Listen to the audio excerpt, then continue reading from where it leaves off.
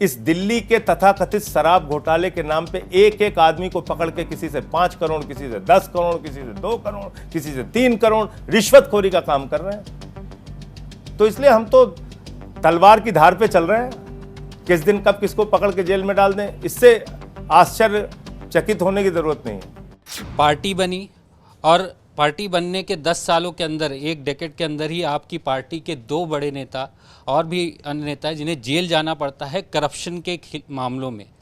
ऐसा क्या बदला 10 सालों में कि वो पार्टी या वो नेता जो करप्शन के खिलाफ लड़कर या आंदोलन चलाकर आए थे राजनीति में, आज उन्हें ही करप्शन के मामले झेलने पड़ रहे हैं? ये बहुत बढ़िया सवाल है, इससे अच्छा सवाल हो नहीं सकता, ये पहले पूछना चाहिए था आपको।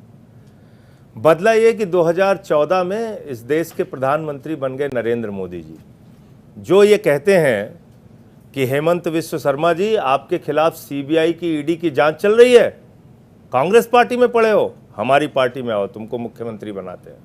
जो ये कहते हैं कि मुकुल राय जी आप टीएमसी में हैं, आप पे शारदा नारदा का स्कैम है, हमारी पार्टी में आइए, आपको मैं अपनी पार्टी का राष्ट्रीय उपाध्यक्ष बनाऊंगा। शुभेंदु अधिकारी तुम शारदा नारदा स्कैम में फंसे हो, आओ हमारी पार्टी में, हम तुमको अपनी पार्टी का leader of the opposition Bengal में बनाएंगे। येदियुरप्पा जी माइनिंग घोटाला कर रहे हैं, आइए हम आपको मुख्यमंत्री बनाते हैं कर्नाटका का। रेड्डी ब्रदर्स हमारे साथ आओ, करो भ्रष्टाचार जितना कर सकते हो।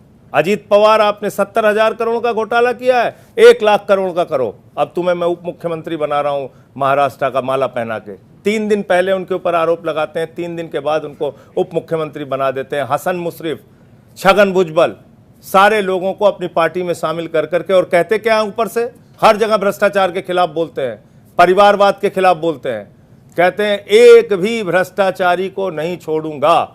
तो मुझे समझ में आ गया मोदी जी की बात कि एक भी भ्रष्टाचारी, वो पूरब से लेकर पश्चिम तक, उत्तर से लेकर दक्षिण तक, कोई भ्रष्टाचारी बचेगा नहीं जिसको बीजेपी में शामिल ना कर लें।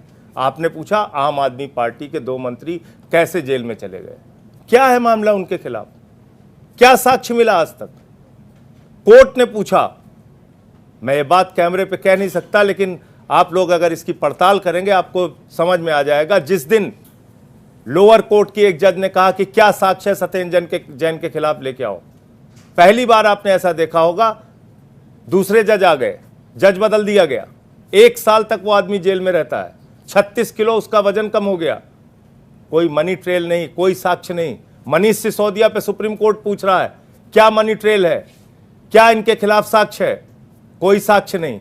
साक्ष्य क्या है मैं आपको बताता हूं। इस शराब, तथाकथित शराब घोटाले में 5 ऐसे लोग हैं जिन्होंने रिट्रैक्शन दाखिल किया कोर्ट के अंदर।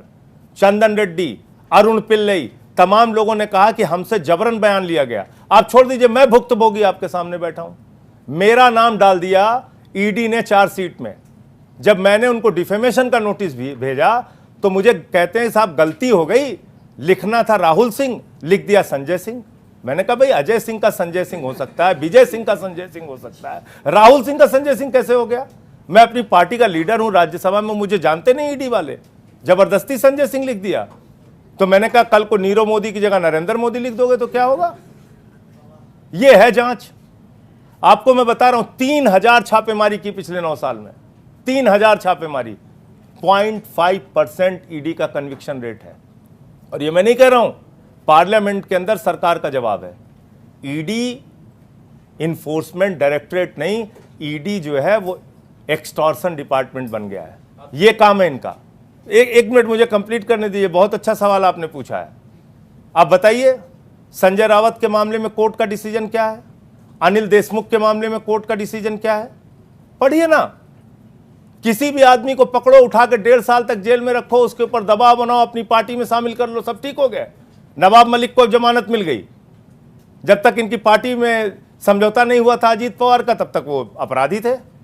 ये कौन सा फार्मूला है भाई? मोदी वॉशिंग पाउडर निकला है 14 में, और वो मोदी वॉशिंग पाउडर इतना फेमस हुआ है, जैसे एक टैगलाइन थी एक वॉशिंग पाउडर के, सारे दाग चुटकियों में धुले, ऐसे ही मोदी वॉशिंग पाउडर है। चाहे जितना भ्रष्टाचार करो, चाहे जितनी बेईमानी करो, बीजेपी में शामिल हो जाओ, मोदी वॉशिंग पाउडर से आपको नहला धुला के राजा हरिश्चंद्र बना दिया जाएगा। ये फर्क है, इसलिए मनीष सिसोदिया जेल में है। यही इसका उत्तर है। संजय जी, आपने ईडी की बात की, किस तरह से ईडी का इस्तेमाल कर रही है, आप आरोप लगा रहे हैं सरकार पर। अलग अलग पार्टियां सुप्रीम कोर्ट गई, वहां पर भी आप लोगों की दाल नहीं गली। तो आप लोग आंदोलन से निकले हैं, आप खुद के सस्पेंशन के खिलाफ धरने पर बैठ जाते हैं। क्या आम आदमी पार्टी कुछ ऐसा प्लान कर रही है कि सरकार के खिलाफ कोई आंदोलन चलाए ताकि ये ईडी का जो दुरुपयोग का आरोप लगाते हैं वो खत्म हो सके? अरे वो करेंगे दुरुपयोग। देखिए, हमको जितने भी फोरम हैं हम वहां पे आवाज उठाते हैं, कोर्ट में हम कहते हैं जाके अपनी बात, पार्लियामेंट में कहते हैं। पार्लियामेंट में आपको मालूम है मुझे प्रिविलेज का नोटिस किस बात के लिए मिला? आपको और जानकारी दे दूं, हमारे लीडर ऑफ द हाउस आदरणीय पीयूष गोयल जी, मैं ईडी के खिलाफ बोल रहा था, मैंने कहा भाई 3000 छापेमारी इन्होंने की है और 0.5% इनका कन्विक्शन रेट है। हमसे कहते हैं साक्ष्य लेके आओ और तुम्हारा मामला प्रिविलेज में जाएगा।